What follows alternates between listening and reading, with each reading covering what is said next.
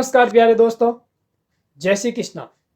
दोस्तों, मैं गिरधारी पालीवाल और मेरे YouTube चैनल के ऑनलाइन प्लेटफॉर्म पर एक बार फिर से आप सभी का हार्दिक स्वागत करता हूं। प्यारे दोस्तों, आज की इस वीडियो सेशन में हम बात करेंगे 17 अप्रैल से 23 अप्रैल की महत्वपूर्ण करंट अफेयर्स पर। तो दोस्तों, शुरू करते हैं आज की इस वीडियो सेशन को। और आज का मोटिवेशन जो आपको ऊर्जावान बना देगा, सुनिएगा दोस्तों, कि वक्त से लड़कर जो नसीब बदल दे, इंसान वही जो अपनी तस्वीर बदल दे। कल क्या होगा कभी मत सोचो, क्या पता कल वक्त खुद अपनी तस्वीर बदल दे। तो दोस्तों, शुरू करते हैं आज की इस वीडियो सेशन को। और सबसे पहला क्वेश्चन आपकी स्क्रीन पर, कि किस देश ने आयरन बीम प्रणाली का सफलतापूर्वक परीक्षण किया। तो दोस्तों, आपका आंसर हो जाएगा इजराइल। सी ऑप्शन सही हो जाएगा, जिसने आयरन बीम प्रणाली का सफलतापूर्वक परीक्षण किया। दोस्तों, इजराइल ने एक नई लेजर मिसाइल रक्षा प्रणाली आयरन बीम का सफलतापूर्वक परीक्षण किया और यह ड्रोन सहित किसी भी हवाई वस्तु एयर ऑब्जेक्ट को नष्ट कर सकती है। इस प्रणाली के माध्यम से आने वाले यूएवी, रॉकेट, मोर्टार, लंबी दूरी की मिसाइलों, टैंक रोधी मिसाइलों आदि को लेजर बीम के माध्यम से मार गिराया जा सकता है। तो किस देश द्वारा इसका परीक्षण किया गया? इजराइल द्वारा। दोस्तों, अगला क्वेश्चन है, पुरुष वर्ग में सीनियर नेशनल बास्केटबॉल चैंपियनशिप को किसने जीता? तो दोस्तों, सीनियर नेशनल बास्केटबॉल चैंपियनशिप वो किस टीम ने जीता? तमिलनाडु। बी ऑप्शन आपका सही हो जाएगा। दोस्तों, फाइनल में तमिलनाडु की पुरुष टीम ने पंजाब को 87-69 पॉइंट से हरा दिया और भारतीय रेलवे की महिला टीम ने फाइनल में तेलंगाना को हराकर खिताब अपने नाम किया। महिला वर्ग में तमिलनाडु और केरल ने क्रमशः तीसरा और चौथा स्थान प्राप्त किया और राष्ट्रीय बास्केटबॉल चैंपियनशिप का 71वां संस्करण चेन्नई के नेहरू स्टेडियम में किया गया। तो इसका आयोजन कहां पर हुआ? चेन्नई के नेहरू स्टेडियम में। नेक्स्ट दोस्तों, अगला क्वेश्चन, किस राज्य में पूर्वोत्तर में सबसे ऊंचे राष्ट्रीय ध्वज को फहराए जाने की घोषणा की गई? तो दोस्तों, सबसे ऊंचा राष्ट्रीय ध्वज किस राज्य में फहराया जाएगा? मणिपुर में। ए ऑप्शन आपका सही हो जाएगा। दोस्तों, बात करें केंद्रीय गृह मंत्री अमित शाह, विष्णुपुर जिले के मोईरंग में पूर्वोत्तर में सबसे ऊंचे राष्ट्रीय ध्वज का शुभारंभ किया और 165 फीट लंबा भारतीय राष्ट्रीय ध्वज पूर्वोत्तर में सबसे ऊंचा और इंडियन नेशनल आर्मी मुख्यालय परिसर में स्थापित किया जाएगा।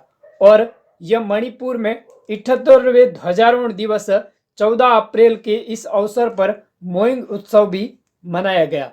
दोस्तों, बात करें भारतीय राष्ट्रीय ध्वज की, तो 22 जुलाई 1947 को संविधान सभा द्वारा इस राष्ट्रीय ध्वज को अपनाया गया और राष्ट्रीय ध्वज का जो अनुपात है वो कितना है? 2:3। यानी इसकी ऊंचाई से चौड़ाई का अनुपात कितना है? 2:3। और भारत में पहला राष्ट्रीय ध्वज 7 अगस्त 1906 को कोलकाता के पारसी बागान स्क्वायर ग्रीन पार्क में फहराया गया था। कब? 7 अगस्त 1906 को। और 1931 में आधिकारिक तौर पर आईएनसी द्वारा अपनाए गए ध्वज के केंद्र में गांधी जी के चरखे के साथ केसरिया, सफेद और हरे रंग की 3 धारियां थी। तो 1931 के तिरंगे में क्या था? गांधी जी के चरखे के साथ केसरिया, सफेद और हरे रंग की 3 धारियां थी। नेक्स्ट क्वेश्चन है दोस्तों, हुनर हाट का 40वां संस्करण 16 अप्रैल से कहां पर शुरू हुआ? बहुत ही इंपॉर्टेंट क्वेश्चन है। हुनर हाट, इसका जो 40वां संस्करण है वो कहां पर शुरू हुआ? तो आपका आंसर हो जाएगा मुंबई में। ए ऑप्शन सही हो जाएगा। दोस्तों, बात करें हुनर हाट का जो लक्ष्य है वो है वोकल फॉर लोकल, यानी अभियान को शिल्प, भोजन और संस्कृति का संगम टैगलाइन के साथ मजबूत करना और हुनर हाट के दौरान शानदार कलाकृति प्रदर्शन, बॉलीवुड हस्तियों के प्रदर्शन, संगीत और सांस्कृतिक कार्यक्रमों का प्रदर्शन किया जाएगा। किसके अंदर? हुनर हाट में। और इसका आयोजन कहां पर किया गया? मुंबई में। मुंबई के बांद्रा कुर्ला कॉम्प्लेक्स में इसका आयोजन किया गया और यह जनता के लिए खोला गया। नेक्स्ट दोस्तों, बात करें हुनर हाट की, तो यह अल्पसंख्यक समुदाय के कारीगरों द्वारा बनाए गए हस्तशिल्प और पारंपरिक उत्पादों की एक प्रदर्शनी है। इसके अंदर हस्तशिल्प और पारंपरिक जितने भी उत्पाद है उनकी प्रदर्शनी लगाई जाती है और ये हर वर्ष 2016 में लॉन्च किया गया था पहली बार। और हुनर हाट प्रदर्शनी में चुने गए कारीगर वे हैं जिनके पूर्वज इस तरह के पारंपरिक हस्त निर्मित काम में शामिल थे और इस पेशे को अपनाकर ये इस हाट के अंदर अपना प्रदर्शन करते हैं। हुनर हाट अल्पसंख्यक मामलों के मंत्रालय द्वारा आयोजित किया जाता है। नेक्स्ट दोस्तों, अगला क्वेश्चन है कि 15 अप्रैल को भारतीय सेना की दक्षिण पश्चिम कमान का 18वां स्थापना दिवस मनाया गया। इसका मुख्यालय कहाँ पर है? तो दोस्तों, दक्षिण पश्चिम कमान का जो मुख्यालय है वो कहाँ पर है? जयपुर में। बी ऑप्शन आपका सही हो जाएगा। दोस्तों, बात करें इंपॉर्टेंट पॉइंट की तो दक्षिण पश्चिम कमान की जो स्थापना है वो 15 अप्रैल 2005 को हुई थी और 15 अगस्त 2005 को चालू किया गया था और भारतीय सेना की 7वीं और नवीनतम कमान इस सप्त शक्ति कमान के नाम से भी जाना जाता है और इसका मुख्यालय कहाँ पर है? जयपुर में। नेक्स्ट दोस्तों, अगला क्वेश्चन, संयुक्त राष्ट्र के अनुसार कोरोना काल महामारी के कारण 2021 में लगभग कितने लोग गरीबी में चले गए? तो दोस्तों, कोरोना महामारी के कारण करीब करीब 77 मिलियन लोग हैं वो गरीबी में चले गए। दोस्तों, कोरोना वायरस महामारी के कारण 2021 में 77 मिलियन से अधिक लोग गरीबी रेखा में चले गए और इस रिपोर्ट के अनुसार गरीब देश फाइनेंशियल डेब्ट से जूझ रहे हैं और संयुक्त राष्ट्र की रिपोर्ट के अनुसार अमीर देश महामारी के समय खराब इकोनॉमिक्स इफेक्ट से भी बचने में सफल रहे। नेक्स्ट दोस्तों, अगला क्वेश्चन, हाथी बचाओ दिवस 2022 कब मनाया गया? बहुत ही अच्छा क्वेश्चन है। हाथी बचाओ दिवस 2022 का जो आयोजन है वो कब किया गया? तो दोस्तों, आपका आंसर हो जाएगा 16 अप्रैल। डी ऑप्शन है वो आपका क्या हो जाएगा? सही हो जाएगा। बात करें दोस्तों, हाथियों के बारे में जागरूकता बढ़ाने के लिए हाथी बचाओ दिवस मनाया जाता है और इसका उद्देश्य हाथियों की दुर्दशा के बारे में लोगों को जागरूक करना। हाथी बचाओ दिवस की स्थापना थाईलैंड स्थित एलिफेंट रीइंट्रोडक्शन फाउंडेशन के द्वारा की गई थी। वर्ल्ड वाइल्ड लाइफ फंड के अनुसार भारत में हाथियों की आबादी करीब करीब 20,000 से 25,000 के बीच है। नेक्स्ट दोस्तों, बात करें हाथी परियोजना प्रोजेक्ट एलिफेंट। वर्ष 2010 में हाथी को राष्ट्रीय विरासत पशु घोषित किया गया था और यह परियोजना 1992 से शुरू की गई और ministry of environment and forest के अंतर्गत यह परियोजना आती है और इसका उद्देश्य हाथियों के साथ साथ उनके आवास और गलियारों की रक्षा करना। दोस्तों, हाथियों की जनगणना 2017 के अनुसार एशियाई हाथियों की कुल संख्या कितनी है? 27,312। नेक्स्ट क्वेश्चन दोस्तों, न्यूजीलैंड क्रिकेट अवार्ड्स में सर रिचर्ड हैडली मेडल से किसे सम्मानित किया गया? तो दोस्तों, सर रिचर्ड हैडली मेडल किसे दिया गया? टीम सऊदी को। किस टीम के खिलाड़ी है? न्यूजीलैंड के। दोस्तों, सऊदी का उनके 14 साल के लंबे करियर में पहला सर रिचर्ड हैडली मेडल है और यह रिचर्ड हैडली मेडल न्यूजीलैंड का सर्वोच्च क्रिकेट का सम्मान है और न्यूजीलैंड के तेज गेंदबाज ट्रेंट बोल्ट और सोफी डिवाइन न्यूजीलैंड महिला राष्ट्रीय क्रिकेट टीम की कप्तान है। इनको भी न्यूजीलैंड क्रिकेट अवार्ड 2022 में T20 international player of the awards भी दिया गया था। नेक्स्ट दोस्तों, अगला क्वेश्चन, सेना के कमांडरों का सम्मेलन कहाँ शुरू हुआ? तो दोस्तों, सेना के कमांडरों का सम्मेलन कहाँ शुरू हुआ? नई दिल्ली में।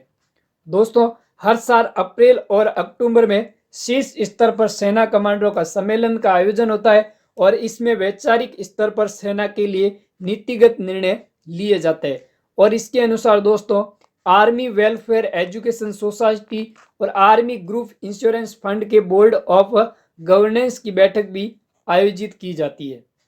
नेक्स्ट दोस्तों, अगला क्वेश्चन, विश्व हीमोफीलिया दिवस कब मनाया जाता है? बहुत ही अच्छा क्वेश्चन है। विश्व हीमोफीलिया दिवस कब मनाया जाता है? 17 अप्रैल को। बी ऑप्शन आपका सही हो जाएगा। दोस्तों, विश्व हीमोफीलिया दिवस world federation of haemophilia WHF द्वारा शुरू किया गया था और यह सालाना 13 अप्रैल को इसका आयोजन होता है। यह दिवस पहली बार 1889 में मनाया गया और इस दिन का जो उद्देश्य है हीमोफीलिया और अन्य रक्तस्राव विकारों के बारे में जागरूकता बढ़ाना। और 2022 की विश्व हीमोफीलिया दिवस की जो थीम है वो क्या है? Access to all partnership policy progress. क्या थीम है? Access to all partnership policy progress. Next दोस्तों, बात करें हीमोफीलिया की तो यह एक प्रकार का आनुवांशिक रोग है जिसके अंदर शरीर के बाहर बहता हुआ रक्त जमता नहीं है। हीमोफीलिया आमतौर पुरुषों में होता है और यह औरतों के द्वारा फैलाया जाता है। इस रोग का कारण एक रक्त प्रोटीन की कमी होती है जिसे क्लोटिंग फैक्टर भी कहा जाता है। नेक्स्ट दोस्तों, अगला क्वेश्चन है कि विश्व बैंक की रिपोर्ट के अनुसार 2011 से 2019 के बीच अत्यधिक गरीबी में कितने प्रतिशत की कमी आई? तो दोस्तों, इस रिपोर्ट के अनुसार सबसे ज्यादा कमी 12.3% की आई है गरीबी में। दोस्तों, इस गरीबी हेड काउंट का अनुपात या गरीबी रेखा से नीचे की जो आबादी है उसका प्रतिशत 2011 में 22.5 से घटकर 2019 में 10.2% हो गया। इसमें दोस्तों विश्व बैंक के निधि शोध कार्य पत्र के अनुसार शहरी भारत की तुलना में ग्रामीण क्षेत्रों में गरीबी में कमी अधिक देखी गई। नेक्स्ट दोस्तों, 2011 से 2019 की 8 वर्षों के दौरान ग्रामीण गरीबी में 14.7% की कमी और शहरी गरीबी में 7.9% की कमी आई है। और छोटे आकार के जोत वाले किसानों की आय में भी वृद्धि अधिक देखी गई और इसके अंदर छोटी जोत वाले किसानों की जो वास्तविक आय है वो 10% की वृद्धि हुई और सबसे बड़ी जो बड़े किसान है उनकी वास्तविक आय में 2% की क्या हुई है? वृद्धि हुई है। नेक्स्ट क्वेश्चन दोस्तों, भारत का पहला स्किल इंडिया इंटरनेशनल सेंटर कहाँ लॉन्च किया गया? तो दोस्तों, भारत का जो पहला स्किल इंडिया इंटरनेशनल सेंटर कहाँ खोला गया? भुवनेश्वर में। ए ऑप्शन आपका सही हो जाएगा। दोस्तों, केंद्रीय मंत्री धर्मेंद्र प्रधान इन्होंने भुवनेश्वर में कौशल विकास संस्थान में भारत का पहला skill India international centre launch किया और उन्होंने वर्ल्ड स्किल एकेडमी और national academy for skill teachers का भी शुभारंभ किया। किन्होंने? केंद्रीय मंत्री धर्मेंद्र प्रधान ने। कहां पर? भुवनेश्वर में। और स्किल इंडिया इंटरनेशनल सेंटर युवाओं को हाई क्वालिटी वाला प्रशिक्षण देगा और इसके अंदर कॉर्पोरेट प्रशिक्षण, अपस्किलिंग और व्यापार का प्रशिक्षण भी इसमें दिया जाएगा। नेक्स्ट दोस्तों, अगला क्वेश्चन है कि किस राज्य में हनुमान जी की 108 फीट प्रतिमा का अनावरण अप्रैल 2022 में किया गया? तो दोस्तों, हनुमान जी की 108 फुट की जो प्रतिमा है इसका अनावरण किस राज्य में हुआ? गुजरात में। बी ऑप्शन आपका सही हो जाएगा। दोस्तों, बात करें पीएम नरेंद्र मोदी ने गुजरात में मोरबी में हनुमान जी की 108 फीट प्रतिमा का अनावरण किया।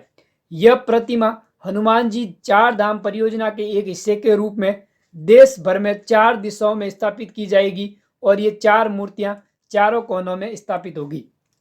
और दोस्तों, इसे पश्चिम में मोरबी में पूरम पूज्य बापू केशवानंद जी के आश्रम में स्थापित किया गया। कहां पर? मोरबी, गुजरात में। और इसका अनावरण किसने किया? भारत के प्रधानमंत्री नरेंद्र मोदी ने। नेक्स्ट दोस्तों, अगला क्वेश्चन है ICC player of the month 2022 के लिए किस पुरुष क्रिकेटर को चुना गया? मार्च 2022 के लिए ICC player of the month का अवार्ड बाबर आजम को दिया गया। दोस्तों, आईसीसी ने पाकिस्तान के बाबर आजम के नाम की घोषणा की और बाबर ने ऑस्ट्रेलिया के खिलाफ टेस्ट सीरीज में 5 पारियों में 78 की औसत से 390 रन बनाए जिसमें 2 अर्धशतक और 1 शतक की पारी भी शामिल है। और महिला क्रिकेट में बात करें तो इस खिताब के लिए ऑस्ट्रेलिया की राचेल हेंस को चुना गया आईसीसी वुमेन्स का अवार्ड। और हेंस ने विश्व कप के 8 मैचों में 61.28 की औसत से 429 रन बनाए। तो महिला में किसे चुना गया? Rachael Haynes. और पुरुषों में पाकिस्तान की बाबर आजम। नेक्स्ट दोस्तों, हाल ही में किसे मैल्कम आदिशेषिया पुरस्कार 2022 के लिए चुना गया? तो दोस्तों, मैल्कम आदिशेषिया पुरस्कार किसे दिया गया? प्रभात पटनायक को। ए ऑप्शन आपका सही हो जाएगा। दोस्तों, यह पुरस्कार प्रतिवर्ष मैल्कम और एलिजाबेथ आदिशेषिया ट्रस्ट द्वारा दिया जाता है और यह किसे दिया गया? प्रभात पटनायक को। और इस पुरस्कार में 2 लाख रुपए की पुरस्कार राशि दी जाती है। और इसका जो सत्यानाथ आदिसेसैया है, एक प्रसिद्ध अर्थशास्त्री थे जिन्हें भारत सरकार के द्वारा 1976 में प्रशासकीय सेवा के क्षेत्र में पद्म भूषण से भी सम्मानित किया गया था और इनके नाम पर मैल्कम यह अवार्ड दिया जाता है। नेक्स्ट दोस्तों, अगला क्वेश्चन बहुत ही अच्छा क्वेश्चन है एग्जाम के पॉइंट ऑफ व्यू से। बोहाग बिहू या रोंगाली बिहू किस राज्य में आयोजित किया जाता है? तो दोस्तों ये किस राज्य में आयोजन होता है? असम में किसका? बोहाग बिहू और रोंगाली बिहू का आयोजन किया जाता है। दोस्तों यह प्रत्येक वर्ष अप्रैल के दूसरे सप्ताह में इसका आयोजन होता है और फसल की कटाई की शुरुआत में ये इसका प्रतीक है। और इस वर्ष बोहाग बिहू 14 अप्रैल से 16 अप्रैल तक मनाया गया। किस राज्य में? असम में, जो आसमिया नववर्ष 2022 भी है। नेक्स्ट दोस्तों, अगला क्वेश्चन, भारत के 29वें आर्मी चीफ कौन बने? बहुत ही अच्छा क्वेश्चन है। 29वें आर्मी चीफ के रूप में किसे बनाया गया? तो आपका आंसर हो जाएगा मनीष पांडे। और 28वें कौन थे? MM नरवाणे। नेक्स्ट दोस्तों, बात करें सेंट्रल गवर्नमेंट ने सेना के उप प्रमुख लेफ्टिनेंट जनरल मनोज जी पांडे को अगला सेनाध्यक्ष नियुक्त किया जाएगा थल सेना का, और उनकी नियुक्ति 30 अप्रैल 2022 को दोपहर से प्रभावी होगी। और 28वें सेनाध्यक्ष MM नरवाणे, मनोज मुकुंद नरवाणे 30 अप्रैल को अपने पद से रिटायर हो जाएंगे और उनकी जगह कौन स्थान लेंगे? मनोज पांडे। और इस पद पर पहुंचने वाले पहले इंजीनियर होंगे कौन? मनोज पांडे। दोस्तों बात करें मनोज पांडे की, तो इनका जन्म 6 मई 1962 को नागपुर में हुआ और 1982 में भारतीय सेना के corps of engineer the Bombay sappers के कमीशन हुए थे और वह अभी लेफ्टिनेंट जनरल भी है। और 1 फरवरी को उप सेना प्रमुख बने और उन्होंने जम्मू कश्मीर के LOC पलनवाला में चलने वाले ऑपरेशन पराक्रम को लीड किया। और ऑपरेशन जम्मू कश्मीर में 2001 में संसद हमले के बाद चलाया गया था, जिसमें आतंकियों के हथियार सप्लाई के नेक्सन का खुलासा भी इन्होंने किया। तो थल सेना के 29वें अध्यक्ष के रूप में किसे चुना गया? मनोज पांडे को। और 28वें अध्यक्ष कौन थे? मनोज मुकुंद नरवाणे। नेक्स्ट दोस्तों, साथ ही साथ वीडियो को ज़्यादा से ज़्यादा शेयर करते रहे और इसे लाइक कर दे। अगला क्वेश्चन है, विश्व धरोहर दिवस कब मनाया गया? बहुत ही अच्छा क्वेश्चन है। विश्व धरोहर दिवस कब मनाया गया? 18 अप्रैल को।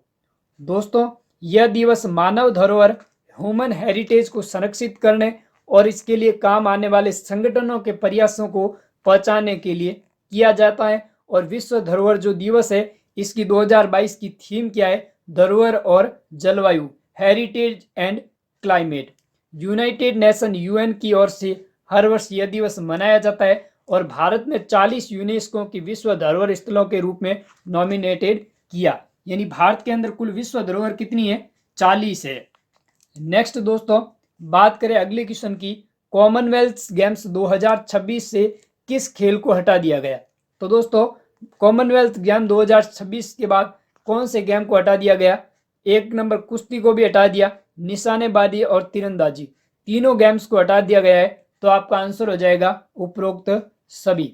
दोस्तों बात करें कॉमनवेल्थ गेम 2026 की मेजबानी कौन सा देश करेगा? ऑस्ट्रेलिया का विक्टोरिया शहर।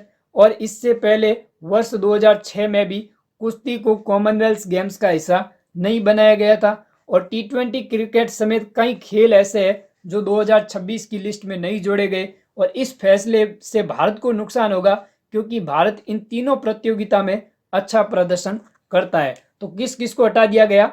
आपके पॉइंट देख लें, कुश्ती, निशानेबाजी और तीरंदाजी, इन तीनों को कॉमनवेल्थ गेम से हटा दिया गया। नेक्स्ट दोस्तों, बात करें कॉमनवेल्थ गेम 2022 की, तो इसकी मेजबानी कौन करेगा? 2022 की इंग्लैंड, और 2026 का कहाँ होगा? ऑस्ट्रेलिया में। 2022 के कॉमनवेल्थ गेम्स 18 जुलाई से 8 अगस्त के बीच में बर्मिंघम और वेस्ट मिडलैंड्स में इसका आयोजन होगा। और वर्ष 1934 के लंदन और 2002 के मैनचेस्टर राष्ट्रमंडल खेलों के बाद ये तीसरा मौका है जब इंग्लैंड इस कॉमनवेल्थ गेम की मेजबानी करेगा। नेक्स्ट दोस्तों, अगला क्वेश्चन, केंद्र सरकार ने भारतीय परमाणु ऊर्जा आयोग AEC के अध्यक्ष कमलेश नीलकंठ व्यास का कार्यकाल कितनी अवधि के लिए बढ़ा दिया? तो दोस्तों नीलकंठ व्यास का जो कार्यकाल है परमाणु ऊर्जा आयोग द्वारा 1 वर्ष के लिए बढ़ा दिया गया। डी ऑप्शन सही हो जाएगा। दोस्तों, केंद्र सरकार ने 3 मई 2022 से अगले 1 वर्ष की अवधि के लिए अगले आदेश तक नीलकंठ व्यास का जो कार्यकाल है वो बढ़ाए जाने की मंजूरी दी और व्यास का कार्यकाल दूसरी बार बढ़ाया गया और ये इस पद पर कब नियुक्त हुए? 2018 में। दोस्तों, परमाणु ऊर्जा आयोग की बात करें तो भारत सरकार का परमाणु ऊर्जा आयोग परमाणु ऊर्जा विभाग के अंतर्गत एक महत्वपूर्ण शासी निकाय है और इसका गठन कब हुआ? 3 अगस्त 1948 को और इसका प्रभार सीधे प्रधानमंत्री के पास होता है और इससे पहले इसके अध्यक्ष कौन थे? होमी जहांगीर भाभा थे और इसका प्रमुख काम देश में परमाणु विज्ञान में अनुसंधान करना और परमाणु वैज्ञानिकों को प्रशिक्षित करना। नेक्स्ट क्वेश्चन दोस्तों, दृष्टिहीन लोगों के लिए देश का पहला रेडियो चैनल अक्स किस शहर में लॉन्च किया गया? बहुत ही इंपॉर्टेंट क्वेश्चन है। अक्स जो रेडियो चैनल है वो दृष्टिहीन लोगों के लिए किस शहर में लॉन्च किया गया? तो आपका आंसर हो जाएगा नागपुर। सी ऑप्शन सही हो जाएगा। दोस्तों, चैनल दृष्टिहीनों को एजुकेशनल रिसोर्स और ऑडियो बुक्स उपलब्ध कराएगा और यह इंटरनेट रेडियो चैनल है और इसे नागपुर की ब्लाइंड रिलाइफ एसोसिएशन और समदृष्टि क्षमता विकास और अनुसंधान मंडल सक्षम ने शुरू किया। तो ये कहाँ पर शुरू हुआ? नागपुर में। किन के लिए? दृष्टिहीन के लिए ऑडियो चैनल लॉन्च किया। नेक्स्ट दोस्तों, अगला क्वेश्चन, विश्व लीवर दिवस कब मनाया जाता है? तो दोस्तों, विश्व लीवर दिवस कब मनाया जाता है? 19 अप्रैल को विश्व लीवर दिवस के रूप में मनाया जाता है। दोस्तों, लीवर की बीमारियों के बारे में जागरूकता फैलाने और इसकी रोकथाम के लिए हर वर्ष 19 अप्रैल को विश्व लीवर डे के रूप में मनाया जाता है और लीवर मस्तिष्क के शरीर का दूसरा सबसे बड़ा और दूसरा सबसे जटिल अंग है और लीवर का जो मुख्य कार्य है वो क्या क्या है? पाचन तंत्र से आने वाले रक्त को शुद्ध करके शरीर के अन्य हिस्सों तक भोजन को भेजना और लीवर शरीर के रसायनों को डेटॉक्सिफाई बनाता है और लीवर है जो रक्त का थक्का बनाने वाले प्रोटीन का संश्लेषण करता है। नेक्स्ट दोस्तों, अगला क्वेश्चन है कि प्रधानमंत्री नरेंद्र मोदी ने बनास डेयरी संकुल में बायोगैस प्लांट का लोकार्पण किया। यह किस राज्य में स्थित है? तो दोस्तों, बनास डेयरी संकुल बायोगैस है, इसका प्लांट है, ये किस राज्य में है? गुजरात में। ए ऑप्शन आपका सही हो जाएगा। दोस्तों, प्रधानमंत्री ने बनास डेयरी संकुल में बायोगैस प्लांट का लोकार्पण किया और यह प्रतिदिन 40 टन गोबर को 800 किलोग्राम बायोगैस में प्रोग्रेस करने की क्षमता रखेगा और इस पूरी प्रक्रिया में जो जैविक खाद मिलेगी वो उस किसानों को बहुत ही मदद देगी। नेक्स्ट दोस्तों, अगला क्वेश्चन, पीएम मोदी ने WHO global centre for traditional medicine का शिलान्यास कहां पर किया? तो दोस्तों, पीएम नरेंद्र मोदी द्वारा WHO ट्रेडिशनल ग्लोबल सेंटर का जो शिलान्यास है वो कहां पर किया? जामनगर में। डी ऑप्शन आपका सही हो जाएगा। दोस्तों, मॉरिशस के पीएम प्रविंद कुमार जगन्नाथ और WHO के डीजी टेड्रोस एडनॉम गैब्रियस ने भी इसमें शामिल थे और यह दुनिया भर में पारंपरिक चिकित्सा के लिए पहला और एकमात्र ग्लोबल आउटपोस्टेड सेंटर होगा जो कहां पर खोला गया? जामनगर, गुजरात में। और इसकी घोषणा 13 नवंबर 2020 के 5वें आयुर्वेद दिवस पर की गई थी और आयुष मंत्रालय के तहत यह स्थापित किया जाएगा। कहां पर? जामनगर, गुजरात में। नेक्स्ट दोस्तों, अगला क्वेश्चन, भारत और कौन सा देश क्वांटम कंप्यूटिंग पर एक वर्चुअल नेटवर्क केंद्र स्थापित करने के लिए सहमत हुए हैं? तो दोस्तों, भारत के साथ में कौन सा देश इसके लिए सहमत हुआ है? आपका आंसर हो जाएगा फिनलैंड। दोस्तों, भारत और फिनलैंड क्वांटम कंप्यूटिंग पर एक Indo finish virtual network centre स्थापित करेंगे और इसके अंदर दोस्तों क्वांटम कंप्यूटिंग पर वर्चुअल नेटवर्क सेंटर स्थापित करने के लिए भारत ने IIT मद्रास और IISER पुणे और CDAC पुणे के नाम से प्रस्तावित किए हैं। किसके साथ? फिनलैंड के साथ। नेक्स्ट दोस्तों, बात करें क्वांटम कंप्यूटर कंप्यूबिट्स के माध्यम से गणना, डाटा संग्रहण एवं उसका विश्लेषण आदि करते हैं और कंप्यूबिट्स में पारंपरिक डिजिटल इलेक्ट्रॉनिक्स कंप्यूटर की भांति 2 ही बाइनरी डिजिट 0 और 1 होती है, किंतु क्यूबिट्स एक ही समय में 0 या 1 अथवा 0 और 1 के संयुक्त रूप में उपस्थित हो सकता है। फिनलैंड यूरोप महाद्वीप में स्थित है और इसकी राजधानी क्या है? हेलेंसिकी। नेक्स्ट क्वेश्चन दोस्तों, 12वीं सीनियर पुरुष राष्ट्रीय हॉकी चैंपियनशिप को किसने जीता? बहुत ही अच्छा क्वेश्चन है। 12वीं सीनियर पुरुष राष्ट्रीय हॉकी चैंपियनशिप किसने जीता? हरियाणा ने। ए ऑप्शन आपका सही हो जाएगा। दोस्तों, हरियाणा ने फाइनल मुकाबले में तमिलनाडु को 3-1 से हराकर 12वीं सीनियर पुरुष हॉकी राष्ट्रीय चैंपियनशिप का खिताब अपने नाम किया और यह टूर्नामेंट 6 से 17 अप्रैल तक भोपाल के मध्य प्रदेश में आयोजित किया गया और हरियाणा ने 2011 के बाद पहली बार ट्रॉफी अपने नाम की और कर्नाटक तीसरे और महाराष्ट्र वो चौथे स्थान पर रहे। नेक्स्ट दोस्तों, अगला क्वेश्चन, साथ ही साथ वीडियो को ज़्यादा से ज़्यादा शेयर करते रहे और इसे लाइक कर दे। अगला क्वेश्चन है कि भारत के किस दर्रे पर दुनिया की सबसे ऊंची और लंबी हाईवे सुरंग बनेगी? बहुत ही अच्छा क्वेश्चन है। भारत के किस दर्रे पर दुनिया की सबसे ऊंची और लंबी हाईवे सुरंग बनेगी? तो आपका आंसर हो जाएगा सिंकुला पास। दोस्तों, इसे सिंगोला पास के नाम से भी जाना जाता है और भारत में सिंकुला पास, सिंकुला दर्रा पर दुनिया की सबसे ऊंची और लंबी सुरंग टनल बनेगी। यह जानकारी बॉर्डर रोड्स ऑर्गेनाइजेशन BRO के द्वारा director general lieutenant Rajiv Chaudhary ने इसकी घोषणा की।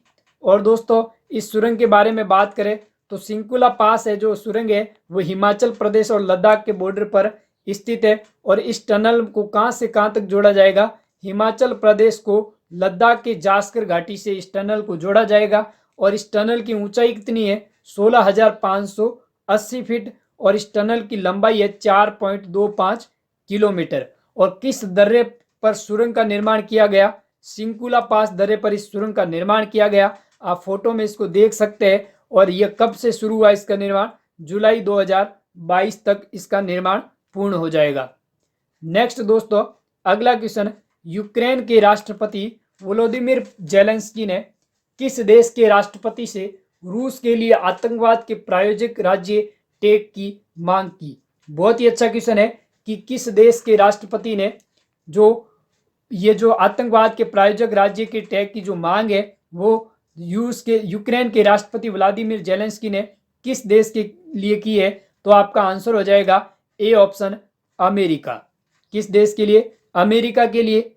नेक्स्ट दोस्तों, बात करें, ऐसा करने से रूस के खिलाफ अमेरिकी सरकार के पास उपलब्ध सबसे कठोर प्रतिबंधों को सक्रिय किया जाएगा और अब तक 4 देशों को आतंकवाद के राज्य प्रायोजक टैग दिया जा चुका है, जिसमें सीरिया, ईरान, उत्तर कोरिया और क्यूबा इसके अंदर शामिल है। और अब किसकी मांग की है? रूस को इसमें शामिल करने की मांग यूक्रेन के राष्ट्रपति व्लादिमीर जेलेंस्की ने अमेरिका से की है।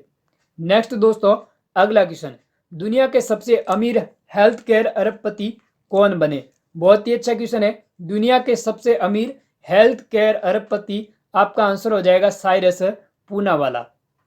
दोस्तों, वुस्टर global health care rich list 2022 के अनुसार साइरस पूनावाल की कुल संपत्ति $26 बिलियन व चौथे सबसे अमीर इंडियन है और उनकी संपत्ति 41% के बढ़कर $26 अरब हो गई है। और विश्व स्तर पर दूसरे सबसे अमीर हेल्थ केयर अरबपति थॉमस फ्रिस्ट जूनियर और फैमिली है। ली जिटिंग तीसरे और जू हैंग कौन से स्थान पर? चौथे स्थान पर है। तो आपका आंसर क्या हो जाएगा? साइरस पूनावाल। अगला क्वेश्चन दोस्तों, बात करें साइरस पूनावाल की तो सीरम इंस्टीट्यूट ऑफ इंडिया के संस्थापक रह चुके और 1966 में सीरम इंस्टीट्यूट की स्थापना की। और serum institute of India Pune जो दुनिया का सबसे बड़ा वैक्सीन निर्माता है और सीरम इंस्टीट्यूट के द्वारा कोविशील्ड नामक कोविड-19 वैक्सीन का निर्माण किया गया। तो कौन सी वैक्सीन? कोविशील्ड वैक्सीन का जो निर्माण है वो सीरम इंस्टीट्यूट द्वारा किया गया और सीरम इंस्टीट्यूट ऑफ इंडिया कहाँ पर है? पुणे में। नेक्स्ट दोस्तों, अगला क्वेश्चन है कि भारत के पहले पोर्टेबल सोलर रूफटॉप सिस्टम का उद्घाटन कहाँ पर किया गया? तो दोस्तों, भारत का पहला पोर्टेबल सोलर रूफटॉप सिस्टम है, इसका उद्घाटन स्वामी नारायण अक्षरधाम टेम्पल गांधीनगर में इसका आयोजन किया गया, इसका उद्घाटन। तो ए ऑप्शन आपका क्या हो जाएगा? सही हो जाएगा। दोस्तों, जर्मन डेवलपमेंट एजेंसी डॉइचे गेसेलसॉफ्ट पर इंटरनेशनल जुसामेरबिट GIZ ने 10 फोटोवोल्टिक पीवी पॉट सिस्टम की स्थापना में सहायता की और पीवी पॉट सिस्टम को GIZ द्वारा डिजाइन किया गया। पीवी पॉट सिस्टम ये एक अत्याधुनिक किफ़ायती है और इससे कम रखरखाव की आवश्यकता होती है और इसकी सेल्फ लाइफ 25 से 30 साल होती है और यह भारतीय जलवायु के लिए उपयुक्त है। नेक्स्ट दोस्तों, अगला क्वेश्चन है, राष्ट्रीय सिविल सेवा दिवस कब मनाया गया? तो दोस्तों, राष्ट्रीय सिविल सेवा दिवस कब मनाया गया? 31 अप्रैल को। दोस्तों, स्वतंत्र भारत के पहले गृह मंत्री सरदार वल्लभ भाई पटेल ने 21 अप्रैल 1947 को नई दिल्ली के मेटकाफ हाउस में सिविल सेवकों के लिए प्रेरक भाषण दिया था और सिविल सेवकों को भारत के स्टील फ्रेम के रूप में संबोधित किया। किसने किया? भारत के पहले गृह मंत्री सरदार वल्लभ भाई पटेल ने। और इसी भाषण को याद करने के लिए 2006 से राष्ट्रीय सिविल सेवा दिवस मनाया जाता है। और दोस्तों, इस सिविल सेवा को किसी देश के प्रशासन की रीढ़ की हड्डी के रूप में भी जाना जाता है। तो कब मनाया जाता है? 21 अप्रैल को। डी ऑप्शन सही हो जाएगा। दोस्तों, अगला क्वेश्चन, शांति सेठी को किसका रक्षा सलाहकार नियुक्त किया? बहुत ही इंपॉर्टेंट क्वेश्चन है। शांति सेठी को किसका रक्षा सलाहकार? कमला हैरिस का। दोस्तों, अमेरिकन इंडियन शांति सेठी को USA की उपराष्ट्रपति कमला हैरिस, कौन है? USA की उपराष्ट्रपति कमला हैरिस, जिनका रक्षा सलाहकार के रूप में नियुक्त किया। किसका? शांति सेठी का। और शांति सेठी 1993 में अमेरिकन नेवी में शामिल हुई थी और दिसंबर 2010 से मई 2022 तक गाइडेड मिसाइल विध्वंसक USS डिकेचर की कमान संभाली। किसने? शांति सेठी ने। और इन्होंने अमेरिका नौसेना के फाइटर शिप की भी पहली भारतीय अमेरिका कमांडर बनी। कौन? शांति सेठी, जो अब राष्ट्रीय सलाहकार के रूप में किसकी बनी है? USA की उपराष्ट्रपति कमला हैरिस की राष्ट्रीय सलाहकार। नेक्स्ट दोस्तों, अगला क्वेश्चन है कि इनविक्टस गेम्स 2022 की शुरुआत कहाँ हुई? बहुत ही अच्छा क्वेश्चन है। इनविक्टस गेम्स 2022 की शुरुआत कहाँ पर हुई? नीदरलैंड में। बी ऑप्शन आपका सही हो जाएगा। दोस्तों, जो इस खेल का जो आयोजन है वो 16 से 25 अप्रैल तक किया जाएगा। कहाँ पर? नीदरलैंड में। और इनविक्टस गेम का जो पहला संस्करण है वो वर्ष 2014 में लंदन में आयोजित हुआ था और यह एक अंतर्राष्ट्रीय खेल प्रतियोगिता है जो पैरालंपिक के भी समान है। जैसा पैरालंपिक में होता है वैसा ही इस इनविक्टस गेम में होगा और इसका आयोजन कहाँ होगा? नीदरलैंड में। लेकिन यह जो इनविक्टस गेम है वो घायल और बीमार सैन्य युद्ध के पूर्व सैनिकों और सेवा कर्मियों के लिए इस खेल का आयोजन होगा और 2020 में कोविड-19 महामारी के कारण ये स्थगित कर दिया गया था। तो अब इसका आयोजन कहाँ होगा? नीदरलैंड में। आपका बी ऑप्शन सही हो जाएगा। नेक्स्ट दोस्तों, अगला क्वेश्चन, केंद्रीय मंत्री जी किशन रेड्डी ने हाल ही में किस पोर्टल की शुरुआत की? बहुत ही अच्छा क्वेश्चन है। केंद्रीय मंत्री जी किशन रेड्डी द्वारा कौन से पोर्टल की शुरुआत की? उमंग। ए ऑप्शन आपका सही हो जाएगा। दोस्तों, बात करें पर्यटन मंत्रालय द्वारा डिजिटल पहल शुरू की गई और इसमें पर्यटकों की मदद के लिए केंद्रीय पर्यटन संस्कृति मंत्री जी किशन रेड्डी ने इस उत्सव पोर्टल का लॉन्च किया और इसका उद्देश्य है उत्सव पोर्टल आकर्षक तस्वीरों से पर्यटकों को डिजिटल अनुभव करवाएगा और यात्रा का अवसर उपलब्ध करवाएगा। और पोर्टल का उद्देश्य दुनिया भर में देश के विभिन्न क्षेत्रों को लोकप्रिय पर्यटन स्थलों के रूप में बढ़ावा देगा। तो किस पोर्टल को लॉन्च किया? उत्सव पोर्टल को। किसके द्वारा? केंद्रीय पर्यटन मंत्रालय द्वारा। और किसने लॉन्च किया? आपका आंसर हो जाएगा जी किशन रेड्डी ने। और कौन सा पोर्टल? उत्सव पोर्टल।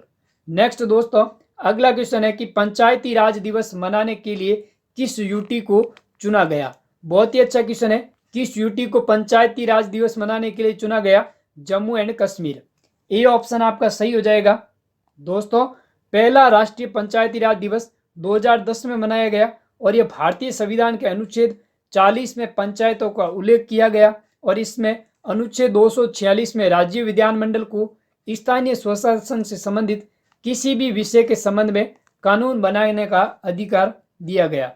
73वें संविधान संशोधन अधिनियम 1992 के माध्यम से पंचायती राज संस्थान को संवैधानिक स्थिति प्रदान की। नेक्स्ट दोस्तों, अगला क्वेश्चन, प्रोजेक्ट 75 के तहत बनाई गई 6वीं पनडुब्बी का नाम क्या है जिसे हाल ही में जल में उतारा गया? बहुत ही इंपॉर्टेंट क्वेश्चन है कि प्रोजेक्ट 75 के तहत जो 6वीं पनडुब्बी है उसे हाल ही में उतारा गया, उसका नाम क्या है? तो आपका आंसर हो जाएगा INS बक्सिर। दोस्तों, INS बक्सिर को मुंबई में मझगांव डॉक पर समुद्र से लॉन्च किया गया और इसे वर्ष 2023 में इंडियन नेवी में शामिल किया गया था। और हिंद महासागर में पाई जाने वाली समुद्री शिकारी मछली बक्सिर के नाम पर इस पनडुब्बी का नाम रखा गया INS बक्सिर। कौन सी पनडुब्बी है? 6वें नंबर की।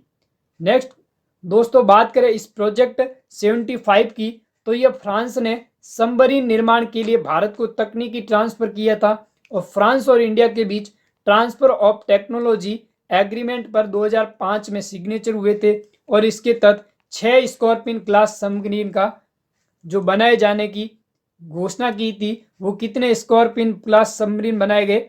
6। इस प्रोजेक्ट के तहत बनाई गई सबमरीन कौन सी? सबसे पहले नंबर INS कलवरी, दूसरे नंबर INS खंडेरी, तीसरे नंबर INS करंज, चौथे नंबर INS वेला और पांचवें पर INS वगीर और छठे पर सबसे आखिरी INS बक्सिर। नेक्स्ट दोस्तों, अगला क्वेश्चन, विश्व पृथ्वी दिवस कब मनाया गया? तो दोस्तों, पृथ्वी दिवस कब मनाया गया? 22 अप्रैल को। डी ऑप्शन आपका सही हो जाएगा। दोस्तों, पृथ्वी दिवस की जो थीम है 2022 की, वो है इन्वेस्ट इन आवर प्लानेट और विश्व पृथ्वी दिवस है वो इंटरनेशनल मदर अर्थ डे के रूप में भी मनाया जाता है। और 2022 में पृथ्वी दिवस की कौन सी वर्षगांठ है? 52वीं वर्षगांठ और इसकी स्थापना अमेरिकी सेनेटर जेराल्ड नेल्सन ने 1970 में एक पर्यावरण शिक्षा इन्वॉल्वमेंटल एजुकेशन के रूप में की थी और पहला पृथ्वी दिवस 22 अप्रैल 1970 को मनाया गया। तो दोस्तों, पृथ्वी दिवस कब मनाया जाता है? 22 अप्रैल के दिन। नेक्स्ट दोस्तों, आज का आखिरी क्वेश्चन कि किस राज्य या केंद्र शासित प्रदेश में जन निगरानी ऐप को लॉन्च किया गया? बहुत ही इंपॉर्टेंट क्वेश्चन है। किस राज्य में या केंद्र शासित प्रदेश में जन निगरानी ऐप को लॉन्च किया गया? तो दोस्तों, आपका आंसर हो जाएगा जम्मू कश्मीर के अंदर। दोस्तों, ग्रामीण विकास और पंचायती राज विभाग जम्मू और कश्मीर ने ई गवर्नेंस पहल के तहत एक ऐप लॉन्च किया जिसका नाम क्या है? जन निगरानी ऐप। और इसका उद्देश्य है कि लोगों को विभिन्न योजनाओं से संबंधित शिकायतों को ऑनलाइन दर्ज कराने में मदद करेगा और जन निगरानी ऐप एक 24/7 इंटरनेट पर आधारित प्लेटफॉर्म होगा। नेक्स्ट दोस्तों, आज के इस वीडियो सेशन में इतना ही। मिलते हैं नेक्स्ट वीक, अगले सप्ताह। अगर दोस्तों आज का वीडियो सेशन आपको अच्छा लगा है तो इसे ज़्यादा से ज़्यादा शेयर करें और इसे लाइक करें। तब तक के लिए धन्यवाद।